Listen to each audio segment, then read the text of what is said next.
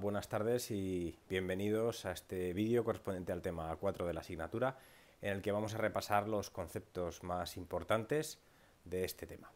Empecemos. Bien, en primer lugar vamos a considerar un modelo muy sencillo en el que tratamos de estimar la nota en la asignatura de modelos cuantitativos en función de dos variables, horas de estudio y porcentaje de asistencia a clase. El modelo en este caso sería beta 1 más beta 2 por las horas de estudio más beta 3 por el porcentaje de asistencia a clase, más U, que como recordaréis llamamos perturbación. Bien. Esto se puede expresar de manera matricial del siguiente modo. Simplemente I igual a X por beta más U. Solo que ahora lo que estamos considerando aquí son matrices y vectores. Vamos a verlo. Supongamos que yo le he preguntado a un alumno qué nota sacó en modelos cuantitativos y me dice que 7,4. Sería este valor de aquí. Le preguntamos cuántas horas ha estudiado y me dice que 27. Y le preguntamos cuál fue el porcentaje de asistencia que ha tenido a la asignatura y me dice que del 95%. Bueno, pues expresado de esta manera, si os dais cuenta, como una matriz, si yo multiplico 1 por beta 1 más 27 por beta 2 más 0.95 por beta 3, que es como hay que multiplicar las matrices, pues tengo precisamente la expresión para este alumno en particular. De tal forma que podemos expresar un modelo de regresión lineal como una matriz de una forma muy sencilla. Llamo vuestra atención sobre un particular y es que esta matriz tiene dimensión 3×3. Tiene tantas filas como datos estemos considerando. En este caso, 3 alumnos, 3 datos, pues tiene 3 filas. Tiene tantas columnas como número de parámetros. En este caso hay 3 parámetros, beta 1, beta 2 y beta 3. Por tanto, una columna, 2 columnas y 3 columnas. Adicionalmente, daos cuenta de que la primera columna va a ser siempre una columna de unos. ¿Por qué? Porque es la que multiplica al parámetro beta 1. Dicho esto, como ya he explicado, podemos repetir la multiplicación de matrices y obtener las ecuaciones particulares para cada uno de los 3 datos que hemos visto. El segundo alumno saca un 8,3 en el examen, ha estudiado 33 horas y tiene un porcentaje de asistencia del 98%. Y el tercer alumno ha sacado una nota de 4,5, ha estudiado 16 horas y tiene un porcentaje de asistencia del 70%. Simplemente es una cuestión de cómo expresar el modelo en forma matricial. El siguiente aspecto relevante es que los parámetros beta siempre no son desconocidos, son parámetros. Como ya hemos dicho, un parámetro, y lo estudiamos en la asignatura de estadística, es una característica de la población cuyo valor típicamente desconocemos. Así que lo que vamos a intentar es estimarlos mediante estimadores. Y para ello vamos a utilizar por una parte datos y por otra parte determinados métodos estadísticos. Concretamente vamos a utilizar los residuos y llamaremos residuo a la diferencia entre el valor real en I de la variable dependiente de una observación y el valor estimado según nuestro modelo para esa misma I. Nosotros vamos a aplicar una técnica que se llama mínimos cuadrados ordinarios y que consiste básicamente en minimizar el cuadrado de la suma de estos residuos. Es decir, calculamos los residuos para todas las observaciones, el valor real menos el valor estimado por nuestro modelo, lo elevamos al cuadrado y tratamos de hacer mínima la suma de todos ellos. Esto se denomina mínimos cuadrados ordinarios y es el método que nosotros vamos a trabajar en esta asignatura. Bien, cuando trabajamos con mínimos cuadrados ordinarios, la varianza total podemos descomponerla en dos términos.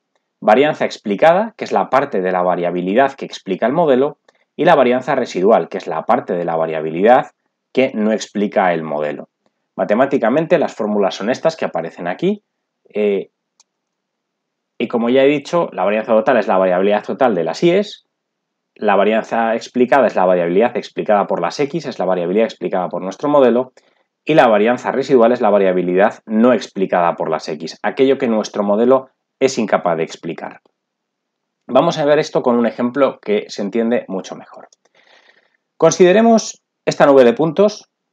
Tenemos una variable dependiente, la Y, y una variable independiente, la X. Y queremos calcular un modelo de regresión lineal. En este caso, Si ajustamos un modelo por mínimos cuadrados ordinarios, imaginemos que obtenemos esta recta. Ahora fijémonos en este punto de aquí que se pone rojo, este de aquí. Y lo que vamos a ver es cómo calcular cada uno de estos componentes de variabilidad para ese punto en particular. En primer lugar, fijaos lo que sucede. Esto de aquí es la y estimada según nuestro modelo, es decir, nuestra recta de regresión en verde nos dice que para esta x en particular, la y que le corresponde es esta de aquí, es decir, nuestra y estimada. Por otra parte, la y real, sin embargo, la y de verdad es esta que tenemos aquí. Bueno, pues esta diferencia es precisamente el residuo. Y la vamos a utilizar para calcular este término de la variabilidad. Cogemos esa diferencia, la elevamos al cuadrado, hacemos el sumatorio para todos los puntos en azul que vemos aquí y dividimos por n. Eso es la variabilidad de los residuos y es la variabilidad que no explica nuestro modelo. Por otra parte, podemos hacer una cosa y es coger todas las i's de todos los puntos en azul y calcular su valor medio. Ahí tenemos el valor medio de la y. Bueno, pues si calculamos la diferencia entre cada una de las i's y el valor medio, tenemos la y real en cada punto menos la y media, pues si lo elevamos al cuadrado y dividimos por n, tenemos la variabilidad total. Y por último, también podemos calcular la diferencia entre el valor estimado por nuestro modelo, esta y de aquí, y con gorro, y el valor medio. Esa diferencia, y estimada menos y media, es precisamente este término que aparece aquí. Cogemos la diferencia entre la y estimada y la y media, lo elevamos al cuadrado, hacemos el sumatorio para todos los puntos en azul y dividimos por n. Como os dais cuenta, gráficamente se ve bien la variabilidad total, que es esta parte de aquí, es igual a la variabilidad no explicada, la variabilidad de los residuos, que es esta de aquí, más la variabilidad que sí explica nuestro modelo, que es esta variabilidad de aquí.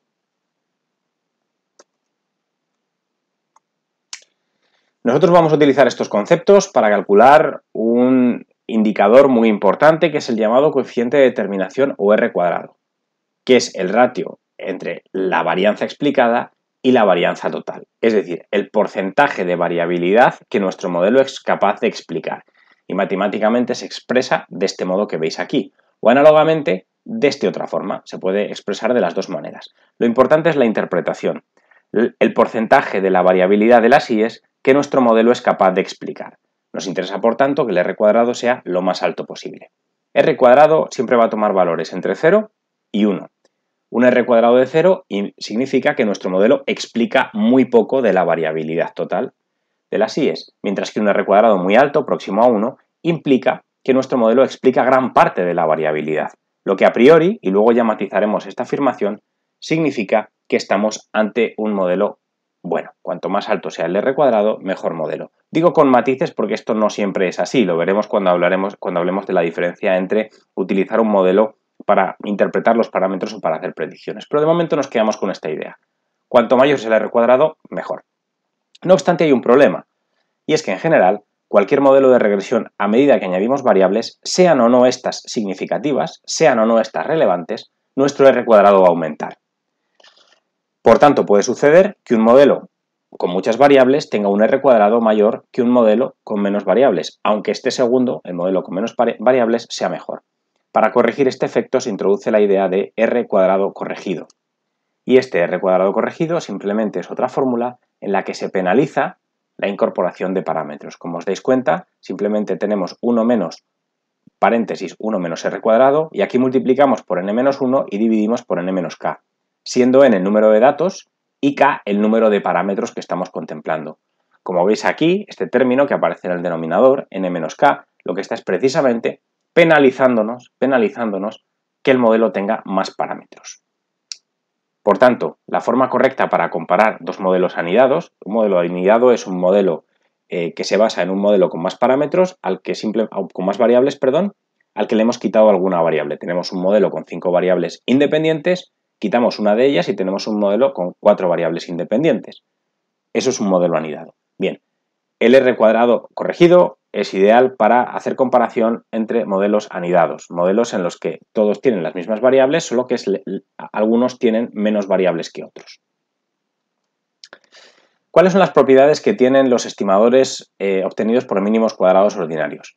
Pues en primer lugar que son lineales, es decir, que los betas estimados pueden expresarse como una combinación lineal de las i's según esta fórmula que vemos aquí. La segunda característica, y esta es más importante, es que son insesgados. Si recordáis, decíamos que un estimador es insesgado cuando su esperanza es igual al verdadero valor del parámetro poblacional. Cuando estimamos por mínimos cuadrados los betas, ese beta estimado tiene una esperanza igual al valor del verdadero beta, al verdadero valor de beta. Entonces decimos que los estimadores beta, cuando los calculamos usando mínimos cuadrados ordinarios, son estimadores insesgados.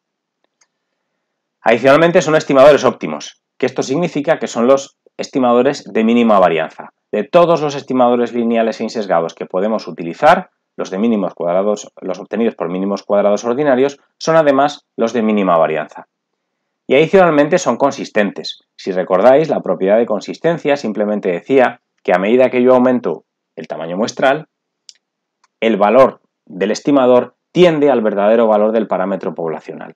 Pues esto es lo mismo. A medida que aumentamos la muestra, a medida que aumentamos el número de datos, el estimador tiende al verdadero valor del parámetro poblacional. Cuanto más grande sea la muestra, más cerca estará el valor del estimador al verdadero valor del parámetro poblacional. Por tanto, los estimadores obtenidos por mínimos cuadrados ordinarios son lineales, son insesgados, son óptimos y son consistentes. Pero ojo, esto es así solo si se cumplen las condiciones que vimos en el tema número 3.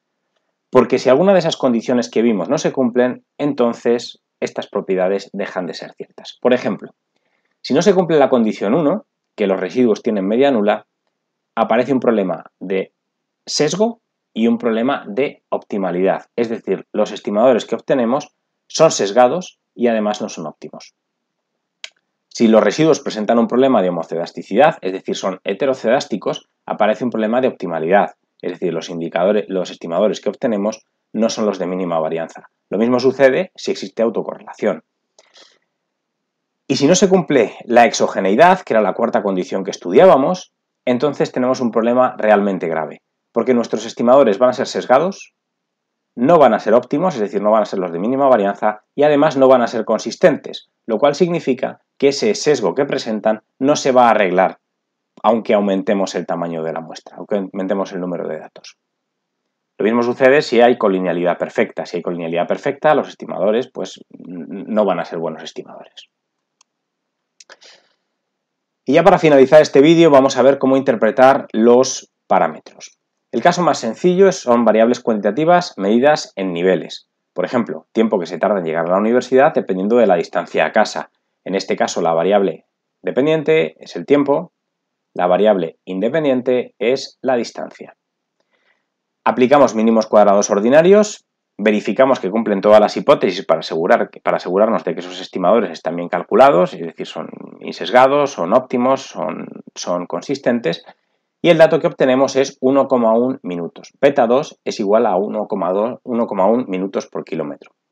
¿Cómo se interpreta este 1,1? Pues muy sencillo. Simplemente que si dos personas son iguales en todos, ceteris paribus, salvo que una vive 1 kilómetro más lejos que la otra de la universidad, entonces la segunda va a tardar 1,1 minuto más en llegar a la universidad. Es decir, cada kilómetro que nos alejamos de la universidad, tardamos 1,1 minutos adicionales en llegar. Es una interpretación muy sencilla. En el caso de variables dicotómicas, variables binarias, que solo pueden tomar valores 0 o 1, la interpretación es un poquito más complicada. Volvamos a nuestro ejemplo. Tiempo que tardamos en llegar a la universidad dependiendo de si una persona es hombre o mujer. Hombre o mujer es una variable dicotómica, solo puede tomar valores 0 o 1. Bien, nuestro modelo sería este que aparece aquí, tiempo, igual a beta 1 más beta 2 por el hecho de ser mujer. Si una persona es un hombre, aparecerá aquí con un 0, si una persona es mujer, aparecerá aquí con un 1. Bueno, pues la interpretación en este caso de beta 2, que es menos 10,9 minutos, simplemente significa que si dos personas son iguales en todos, ceteris paribus, salvo que una es mujer y la otra es hombre, entonces la mujer va a tardar 10,9 minutos menos en llegar a la universidad. ¿Por qué? Porque aquí aparece un signo menos, beta 2 igual a menos 10,9. Y dado que hemos dicho que mujer es igual a 1, hombre es igual a 0, entonces el hecho de ser mujer hace que uno tarde 10,9 minutos menos en llegar a la universidad. Seguimos con modelos en los que hay logaritmos y en primer caso vamos a estudiar el modelo log-log, es decir, que aparecen logaritmos en la variable dependiente y aparecen logaritmos en la variable independiente. En este caso, la interpretación de beta 1, por ejemplo, es la variación porcentual de la variable y ante una variación porcentual de la variable x, en términos medios y ceteris paribus, como decimos siempre. Esto sonará de algo, o sonará de economía. Esto es la elasticidad. La elasticidad de cualquier magnitud se define como la variación porcentual en una variable ante la variación porcentual en otra variable. Bueno, pues es exactamente como se interpretan los coeficientes betas cuando tienes logaritmos en la variable dependiente y en la independiente, como la variación porcentual en la variable y ante una variación porcentual en la variable x. Es decir, se interpretan como la elasticidad. Modelos log-nivel son aquellos en los que aparece el logaritmo en la variable dependiente, mientras que la variable independiente es lineal. Logaritmo del salario en función de los años de educación. Estimamos beta 2 y nos sale 0,095. ¿Cómo vamos a interpretar ese 0,095? Pues simplemente que si los años de educación aumentan en 1, el salario aumentará en un 9,5%. Es decir, ese beta 2 ahora va a tener el significado de ser un porcentaje de incremento o de decremento. Será de incremento si es positivo, será de decremento si es negativo. En este caso, nuestra beta 2 vale 0,095, lo que significa que si estudiamos un año más, nuestro salario se va a incrementar en un 9,5%. Y por último, los modelos nivel log. En este caso, la variable dependiente es normal, es lineal, mientras que la variable independiente es un logaritmo. En este caso, vamos a suponer que estamos calculando el número de copas que toma una persona por semana en función del logaritmo de su salario. Calculamos beta 2 y obtenemos 25,4. La interpretación de este, 25,2. La interpretación de este 25,2 es que si el salario aumenta en un 1%, el número de copas que se toman aumenta en 25,2 entre 100 en 0,25 copas más por semana. Es decir, cuando el logaritmo lo tenemos en la variable independiente, mientras que la variable dependiente es lineal, la interpretación ha de hacerse en estos términos. Un incremento del 1% en la variable independiente genera un incremento o decremento en la variable dependiente equivalente o proporcional al beta partido por 100.